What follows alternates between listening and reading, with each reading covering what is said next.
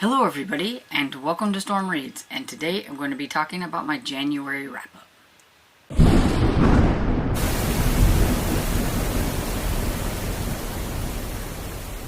So, for January, I read a total of 19 books, so I did pretty good. I co-hosted a challenge, the Clean Out Your Kindle Kobo Challenge, with a whole slew of people, very nice people.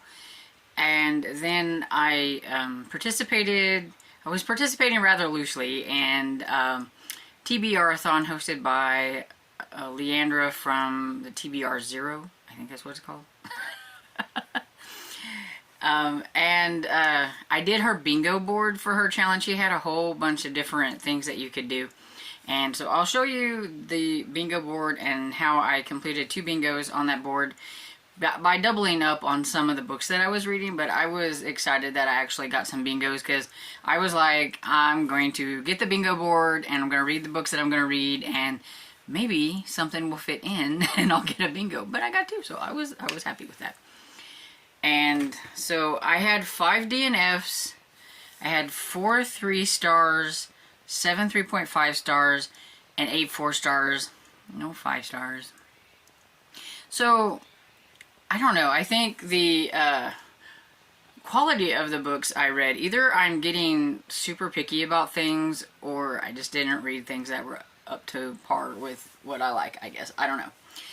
Everything, but I did tell myself also that if I wasn't liking something, that I was just gonna put it to the side and everything. Whether it's a soft DNF or I just don't think I'm ever going to pick this up ever again type, I was just going to quit and move on, and so I did, and so now you know why I have 5 DNFs. So I'll go through the books that I DNF'd first, and then move on to the 3 stars and work my way up to the 4 stars. And so the first one that I DNF'd was The Ripper's Shadow by Laura John Rowland. This is the first book in the Victorian historical mystery series, and I just wasn't really vibing with the character. She's a little morally gray because she is a photographer and she takes pictures of risque things that is illegal during that time, of women who are ladies of the night, and they want pictures to give their guys or whatever it is. And you know, it's a living, I get it and everything, but I just didn't really care for that too much. And then there was just some other things. So this is mainly just the content inside just wasn't what I was really wanting to read. And so I thought, you know, I'm just not going to do it. And so I quit. I didn't really get very far into that one before I decided it just wasn't for me. Mr. Shivers by Robert Jackson Bennett. This one was one for the Kindle Kobo Clean Out. And it was for, I think, the oldest book on my Kindle. And it was from 2009, I think. And it was a horror book. And to me, it was just boring. And I just don't really care. And I was listening to this one actually on audio and things. And I really didn't... I just wasn't really interested in seeing what things were happening and where things were going. It was kind of a bit of a western-y type horror and everything. And there was this guy, Mr. Shivers, who has been going from like town to town, and he's been killing people. And you've got the main character, and everywhere he goes he meets other characters that all have the same problems, that somebody that they known has been killed by this Mr. Shivers and everything. And I mean, a part of me was kind of curious, but then the other part just didn't really care. And in the grand scheme of things, I had so many other things that I wanted to try. So I just decided to DNF that one and take it off of my Kindle. Then I have Curses and Other Buried Things by Caroline George. It was an audio arc that I had. It was a young adult, kind of a mystery of sorts, a little bit more flowery than I really cared for, and at 14%, I just was so bored, and I didn't care what was going to happen, and I just decided to cut my losses, and I just couldn't go any farther. And I think, you know, there's an audience for it. It just wasn't me. Then I gave up on The Moonstone by Wilkie Collins. I really wanted to read this one since it's like one of the first detective novels and everything. And since I like mysteries so much, I figured I should read this. But it's just told in like this narrative style where you're being told the story through all the different people and what happened, and there was hardly any dialogue, and it was just so boring. I need more dialogue. I will admit that I like more dialogue than I do descriptive paragraphs and long-winded people telling me what's happening. Like, the whole like first part of this, before you get to any other narratives, is the butler, and he just yammered on forever and ever, and I'm pretty sure he could have got to the point in like less than 20 pages instead of like 40% of the so I was just like, I can't do it anymore. Then the last one I have is more of a soft DNF, I believe. It was just kind of a wrong time type of thing. And that's The Mysterious Case of the Alberton Angels by Janice Hallett. I just shouldn't have tried it at the end of the month. And that's what I was doing. I was like, you know, instead of being like, oh, I don't have to have anything to read. I only have like a couple days left into the month, and I can just, you know, maybe start a February book or something. I decided, well, I had it from the library on Libby. I would go ahead and give it a try, and I just really wasn't into it. It wasn't something that I was wanting to read at that moment. I've enjoyed overall the other books I've read from this author, and so I really think it was just the wrong time to try it, and so it's more of a soft DNF, and I may give it a chance in the future. And so that's all of the DNFs that I had. And so then I have my 4 3-star books. And so you've seen me talk about all of these, so I'm not really going to go into them. I'm just going to let you know which ones they were, kind of refresh your memory in case you needed to be refreshed. And so I have Suburban Hill, which is by Maureen Kilmer. It was a horror book, kind of, I would say The Southern Vampire's Guide to Slaying meets My Best Friend's Exorcism, except it's set in the suburban area with PTA moms or whatever. And so that's kind of how that one is. How to Marry a Millionaire Vampire by Carolyn Sparks. This one was for the Kindle Cleanout, and it's the first book in the Love at Stake series. And I don't know, I don't think I was really on board with the humor of this one. I just didn't really think it was all that great. It's a paranormal romance. And End of Watch by Stephen King is the third book in the Bill Hodges series. And so I finished out a trilogy. I thought it was okay.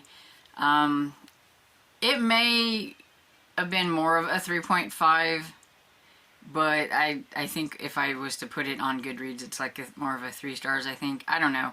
I'm still up in arms about that series. I really don't know what I think of it. It is okay, but kind of boring. Haunted by Heather Graham. This one's the first book in the Harrison Investigation series, and I thought the main character, male character, was a jerk, and I just couldn't get behind the relationship in here if one of the people in the relationship is a massive jerk. And so, yeah, I liked the paranormal part, but that was about it. And then I have the 7 3.5 stars, and so I have Mother-Daughter Murder Night by Nina Simon. I can see this one being somebody else's favorite. I just thought it was okay. It was just kind of a contemporary murder mystery, and, you know, it was okay. Then Small Town Monsters by Diana Rodriguez Wallace. It's a young adult horror book, And kind of like with like the Suburban Hill, I'm not a huge possession type of person, and that's what this one was basically about. It's just not my favorite trope when it comes to horror, and so I thought it was okay. Fae Far Secret by Carol Ann Collins. This was, I think, this lady's first mystery, and I would try another one. It was just kind of your run-of-the-mill contemporary mystery set on the Outer Banks, and it had to do with Blackbeard's treasure and things like that. So I think other people will probably enjoy it more than I did, but I thought it was okay. And then Hidden Currents by Christy Barrett. It was also for the Kindle cleanout, and this is the first book in the Lantern Beach series, and it was just an okay start to a mystery series. Maybe not necessarily cozy, but maybe cozy adjacent, because the main character is a police detective who is in hiding because there is a kind of a bounty on her head because of something that happened previously, and so she's hanging out in Lantern Beach, but she can't keep her detective skills from wanting to solve mysteries or whatever, and so it was okay. The Shuttering by Anya Alberton. This one was a horror book, and you know, I've kind of come to terms with the fact that I'm just not really in my horror era anymore, and even though this was a creature feature like I like, it was just kind of boring, and I didn't care for anybody, and the dog died, and that made me mad.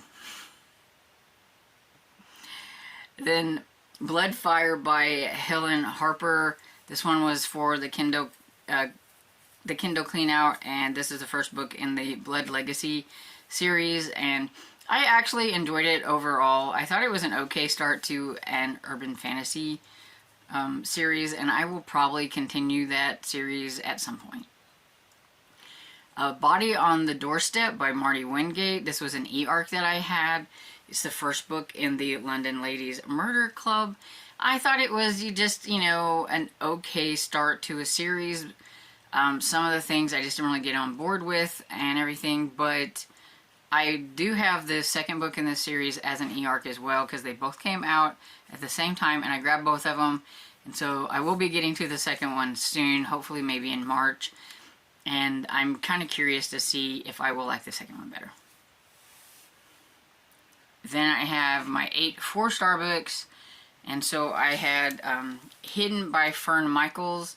This is the first book in the Lost and Found series, and this is also part of my Kindle cleanout. I had an ebook of this and just grabbed this at the library so I could hold it up and everything.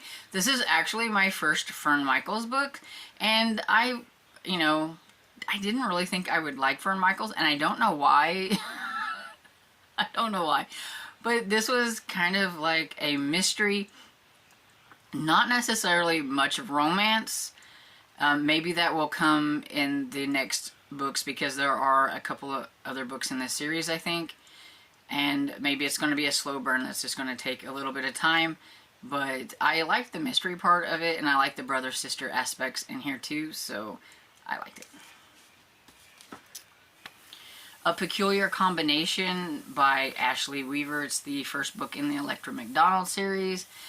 I know that Melissa from Library and Labradors will be awfully happy that I have started this series, because I know it's one of her favorites, and I really liked it so much that I actually did start like the second book, and you've probably already heard me talk about that in a February wrap-up, or whatever, a February weekly wrap-up. That's what I'm trying to say. But yeah, so I can't wait to get to the third one. I'm trying really hard to kind of stay in with maybe catching up with this series, since there's only like 4 out and everything. But yeah, it was a really fun historical mystery. The second, Duke's the Charm by Kate Bateman. This was an e-arc that I had. It came out in December, and it's Her Majesty's Rebels #1. It's my first book by Kate Bateman, and I enjoyed it for the most part. There were, a few things that I wasn't really, it was okay, but I thought it was fun overall. And Murder at the Picadilly Playhouse by C.J. Archer. This is the second book in the Cleopatra Fox series, And I really liked the first one that I read last year, and so I wanted to make sure that I kind of jumped in and got to the second one so that I don't forget who the main characters are and things like that. That is one of my goals with my series. We'll see how it goes and everything. But yeah, I like this one. The characters are a lot of fun, and if you like historical mysteries, you'll enjoy this one.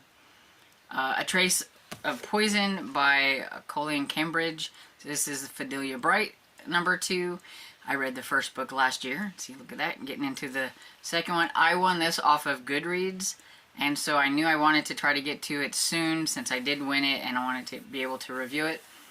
And I liked this one a lot more than I liked the first one, so that's always a good thing. Death with a Dark Red Rose by Julia Buckley. It's the 5th book in the Writer's Apprentice series, and it's finished off a series, so I was glad to be able to mark a finished series off of my giant list of series, and I really enjoyed it. The next one I have is The Sign of Four Spirits by Vicki Delaney, and this is the 9th book in the Sherlock Holmes Bookshop series, and it is the latest one that came out in, I think, either January or early in February. I think it came out in late January. And it's one of my favorite series. Everybody knows I really like this series, so I probably don't have to say much about it. If you don't have to like Sherlock Holmes to really enjoy this series, you just need to like cozy mysteries and bookshops. So, and then The Wandering Hour by Zach Lauren Clark and Nick somebody. I cannot pronounce that name, so I'm not even going to try. This is the first book in the Doomsday Archives. It was an e-arc that I had of a middle grade horror book. I thought it felt a little bit more sci-fi than horror, but everybody's horror mileage may vary. You all know how I am. And so I thought it was a pretty decent start to what is probably going to be a series of some sort. And so that is all of it. Whew. So, yeah, I mean, I didn't have any overall, like, favorite books. I had a lot of, you know, pretty decent books. I had 8 fairly decent books because I got 4 stars, and then I had more on the 3.5 to 3 stars. But, yeah, overall, I would say it was still a decent month, and, you know, I'm learning to DNF, and that's a good thing. And we'll see how it goes the rest of the year. But have you read any of these books? Let me know what you thought about them in the comments. And if you want, let me know what maybe one of your favorite books were for January. And I hope you enjoyed this video. And if you did, please give it a thumbs up and subscribe. And I will see you all in the next video. Bye.